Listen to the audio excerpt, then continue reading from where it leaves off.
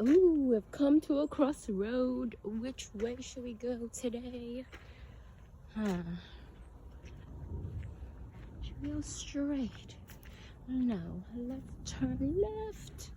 Left, right, left.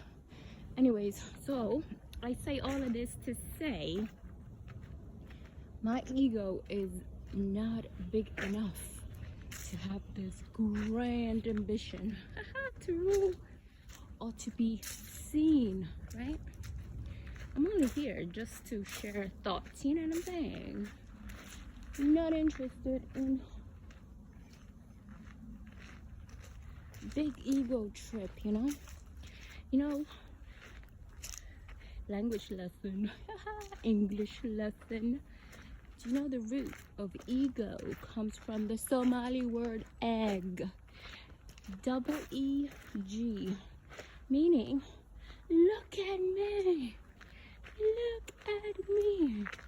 That's why people have a big ego, because they all want to be seen. Anyways, that's that little thought right now. I'll record it if something else comes to mind.